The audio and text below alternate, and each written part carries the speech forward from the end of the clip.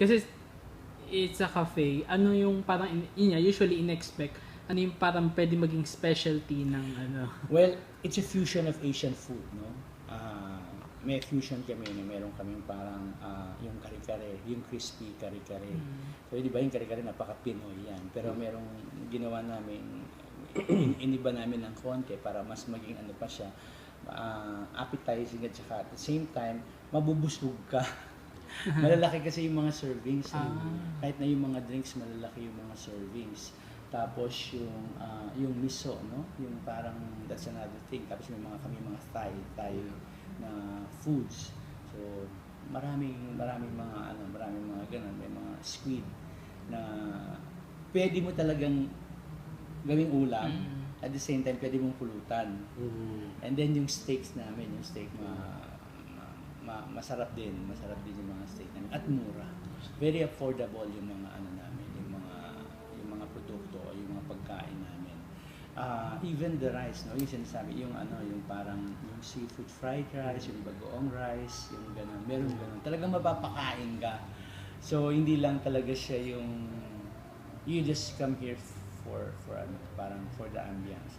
And then after that, because meron siyang parang veranda, sa evening, pwede ka uminom or mag-coffee, gano'n. So, talaga siya, naka-design siya talaga that way, na pwede kayong kumain, and then after that, pwede kayong uminom, pwede kayong magkaroon ng mag-coffee sa veranda. Yung, since yun nga, direct, sa taas sa pansin ko, fixtures, furniture, ilalagay niyo rin ba ng, let's say, yun nga, parang katulad ng sa room nyo ngayon na naka-display yung mga works nyo, meron din ba kayong magdadagdag din ba kayo ng mga parang additional fixtures? Parang, let's say, let's say, movie posters ng mga ginawa niyong eventually, ganun. Kasi nakaplano na rin yan. Kasi siyempre, kailangan ng mga function room, kailangan ng mga conference room in the future, baka hindi na magkasya dyan. Kasi katulad yun, ang daming, isa lang yung nag-booking ko na na talaga yung isang, yung buong space, no? So, in the future, gusto rin namin na magkaroon ng ganun. So, may naka-prepare na yun, nakaplano na siya na magkakaroon ng extension ng ganun. Yeah, earlier during nung nag-try kami ron, meron nag-birthday. He's also an actor yata, yes, di ba? He's also an actor. He's part of my project actually. Okay. Ano pong pangalan ng actor? Si Mark Junicio.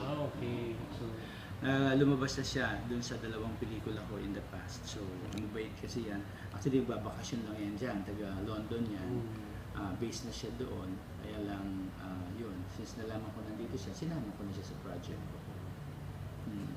Within this year ba, direct, marami pa kayong ginagawang projects in terms of films? Mga mainstream films ba ang focus niyo this year? Or will you be venturing into, let's say, short films or into productions na lang gagawin niyo muna? Well, actually, tuloy pa rin yung paggawa ko ng independent.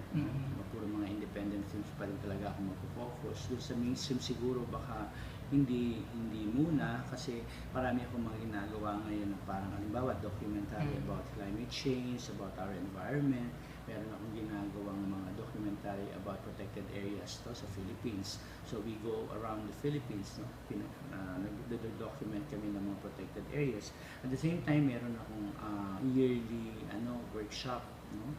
Film workshop sa directing at saka sa acting class where we do the students and the participants, they get to make a short film, no?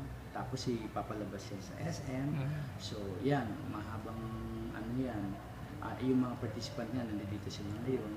And then meron pa akong Sinag Maynila. Yung ang kasama ko dito ang Solar Film, si Wilson Cheng, na nagbibigay kami ng grants sa mga filmmakers, and then they make their films, and then yan, magkakaroon sila ng competition at papalabas siya at pinapadala namin sa mga film festival. So this year will be our second year.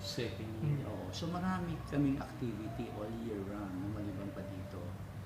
so nasa na direct ngayon yung sa Sinag, ang stage na siya? Nagtapos na kayo ng selections? Oo. Sa Sinag ngayon, natapos na kami ng selection, so magkakaroon kami announcement anytime soon. Most probably by next week, magkakaroon na kami ng announcement ng 5 directors na napili namin. So ito yung mga bibigyan namin ng grant na 2 million, and ayun, they'll start filming until the end of the year so that by next year ready na yung mga films nila. So like last year, it was Yes, yung first year was very successful.